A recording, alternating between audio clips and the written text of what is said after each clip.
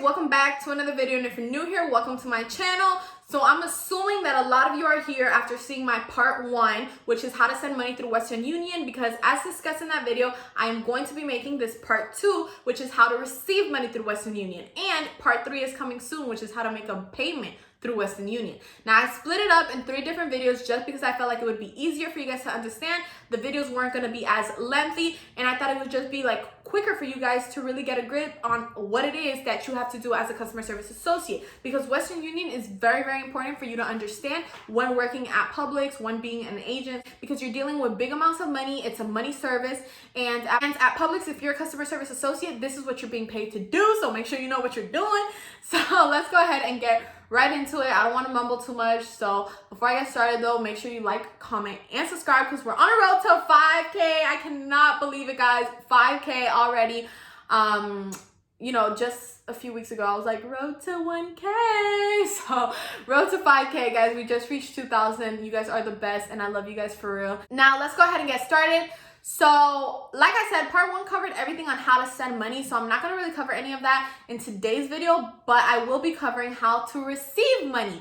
So receiving money from Western Union is basically if a customer comes up to you, we'll give the customer the name Mark. Mark comes up to you and he's like, hey, my son sent me $300, so I'm here to pick it up. That means that he's there to receive money. So you're gonna go ahead and open the Western Union application, which is often called WUPOS. So you log into the computer, open the WUPOS app, and to the left, there's gonna be three selections. It's going to be the send money, receive money, or make payment. So obviously, Mark basically told you he is receiving money. So that's the option you're gonna select, receiving a payment. And the first thing you want to ask for is his identification, so his driver's license. A lot of girls skip this step, and I emphasized this in that part 1 video. Anything that you guys skip, I'm not going to say I condone it. I tell you guys what it is. Have I received tips in the past? Absolutely. And I know that's technically not allowed. But to skip asking for identification, make sure you guys cover yourselves, because these customers are slick and they're not playing with y'all, okay? So don't play with them either. Ask for that identification, because I promise you, a lot of these customers try to act like somebody they're not. I mean, not majority of them, but it's that selective few that do, and that's your butt in the office getting written up if you didn't follow, you know, the rules and regulations and stuff like that. So make sure you follow it to the core, because that's what you're getting paid to do. It's not your decision. It's not your money. It's not anything of you. It's not your company. So just follow through with it, and it's not that deep, you know? If they don't want to present to you identification, they can't pick up their money, and that's it. So once you ask for that identification, you're going to go ahead and ask them for the tracking number. The tracking number is what they're supposed to present to you.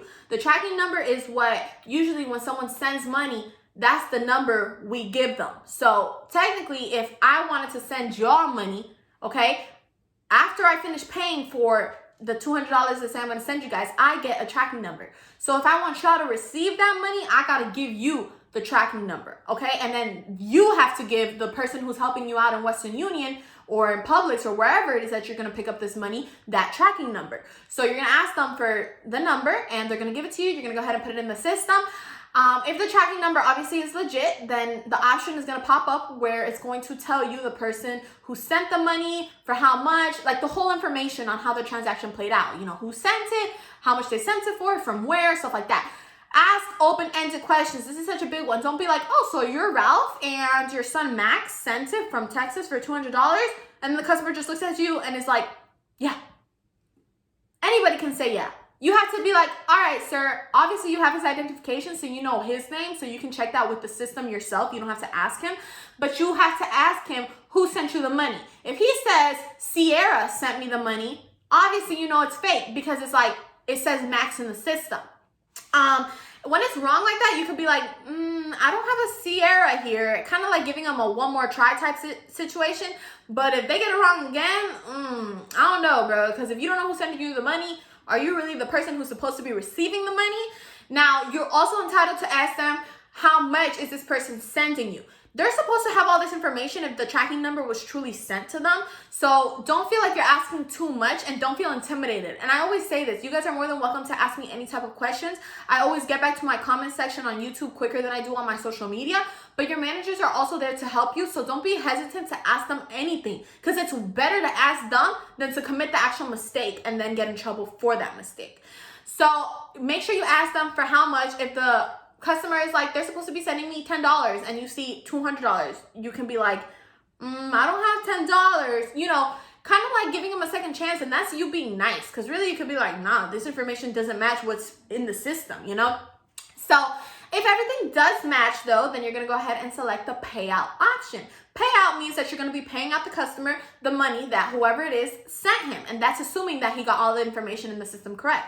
Now to pay it out, you have to go to your cash register in customer service and you have to click the payout option. Now, for most registers, I feel like at Publix it's probably the same. So if you go to register options and then you select money payout, that's how you pay it out. But if you're a Western Union agent, I'm not sure how you guys have it registered in the system, because I'm only familiar with the system from Publix. So you make sure you hit the payout option on the cash register. A lot of times people mistake this and do the money order option. People do the sending money option. You have to do payout, because if not, it's not going to register in the system what it is that you're taking out money from your cash register for.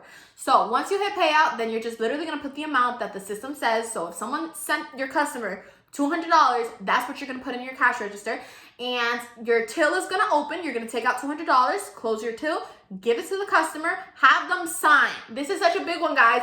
Any type of piece of paper that prints out from the computer, have the customer sign. This is what saves your butt in case something is wrong. In case the customer is like, oh, Patricia never gave me the money. And even though you know you did, this is what saves your butt. Like, oh, really? I didn't give you the money, but you signed? So what'd you sign off for? For $0 that I gave you? And that's how you save yourself. So make sure you think about yourself, because these customers don't care about you. These customers don't care about your job either. And I don't want to generalize that and speak for everybody, because I know there are selected few that genuinely do care. But you have to always have the mindset that you need to focus on you and your job. You know, you're not there exactly to make friends with all these customers, make friends with all these associates, because they will play you and they will try you. And that comes from somebody who could have probably been one of the nicest people at work, but that's a lot of times how I ended up getting taken advantage of, in the sense of like overworking me or putting me to do things that maybe my position didn't call for and stuff like that. So make sure you have your foot down, because if not, people will walk over you. And that's me telling you guys. And I feel like it can portray through the camera. But in case it doesn't, I've always been very nice to all my coworkers and stuff like that. So it's easy for them to walk over you though when you're like that. So make sure, you know, you have your foot in the ground and stand up for yourself, and make these customers sign, because if not, they don't need to collect the money that was sent to them, to be honest. Now once they finish signing, you're gonna go ahead and get that piece of paper and put it in like a folder. There's a folder usually or somewhere in customer service where we collect all these receipts, because it's really important, like I said, in case something were to go wrong. So figure it out wherever it is that they put it in your store, because in my store we've had folders, we've had bins, so I know every store is a little bit different. Figure out the place it is that they put it so that you don't lose that piece of paper. And after that, that's about it. I would definitely say that receiving money is one of the easier options. Making a payment is pretty easy too. Definitely the longer process one would be sending money, but they're still pretty standard and self-explanatory, I would say. But I know it can be a little tricky because it's a lot of steps. Another thing for you guys to take into consideration is if that person is picking up more than $3,000, you need to fill out an EMST form, which I will dedicate a separate video to. But in the meantime, if you see someone trying to pick up more than $3,000 or send more than $3,000, or just know that, just know, be familiarized with this number, 3,000, go ask a manager, because there's a different process if someone's trying to send more than that amount. So people will usually be slick and be like, can I get 2,800, 2,900? And there's nothing you can really do there. But 3,000, if it's at that mark, ask someone in the meantime until I drop that video, because there is a more verification that we need to see. There is certain forms that we have to fill out. So even though we can still process it, there's different requirements. So speak to someone before you do it, because you don't want to get in trouble or anything like that. Sorry about the lighting, guys. I think my ring light just died. But anyways, that basically sums up all the steps you guys have to do. It's pretty standard, like I said. When someone's receiving money, you really have to figure out what they're there for, because people will come in and be like, oh yeah, my son is sent me money, and you're over here thinking, oh, so are you sending money? Like, you really have to see what the customer is telling you. Like, okay, are you receiving? Are you sending? Are you making a payment? Things like that, because these customers will trick you and you don't know. So make sure you know what it is that they're talking to you about. I would definitely say that the hardest part about receiving money on WUPOS would be you actually going to the cash register and making sure that your till has enough money to pay out that customer, because the way the system works with a payout in WUPOS is pretty simple. I mean, it's just kind of like asking the customer questions.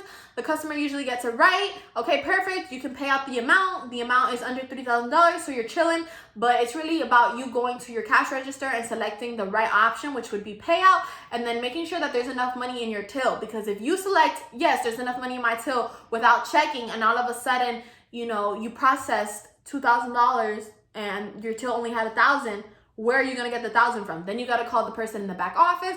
And for the most part, everything is solvable. Okay, so if you do commit a mistake, because I know when you're working with WUPOS or working your first time in customer service, it's hard. Or even being a Western Union agent, which I say this all the time. It's really cool because when you work at Publix and you work in customer service, not only are you an associate, but you're also a Western Union agent. And I know things are tricky and I know things get hard and stuff like that. So don't knock yourself down. Everyone makes mistakes. This is not just you. So things like that are fixable, but just to avoid that, if I can give you some type of knowledge, that's what I'm here for. So try to check your till and make sure you have enough of that money that you have to pay out, so that you don't have to go, you know, now get a loan from the back office, and, you know, someone has to go to the back office and actually get you that loan, and, you know, you leave the front unattended and stuff like that. You don't want to do that. So just try to have that in the back of your head, like, okay, let me check. You know, it takes 2 seconds to check. It takes like 10 minutes to get a whole transfer. So keep that in the back of your head. And with that being said, I'm just gonna go ahead and conclude today's video. Thank you guys so much for watching. Don't forget that part 3 on making a payment is going to be dropping soon. Making a payment and sending money kind of like correlates with each other. I would definitely suggest that you watch that part 1 video on sending money, considering that that is one of the most common options here at Publix, or just in general. People are always sending money. Not as many people receive money as they send. So like I said, take that into consideration and make sure you stay in tune for all these parts. Don't forget to like, comment, and subscribe, because we're on a road to 5K, and I will be dropping a lot more helpful videos sometime this week. So stay in tune, and I'll see you guys soon. Thanks for watching. Bye.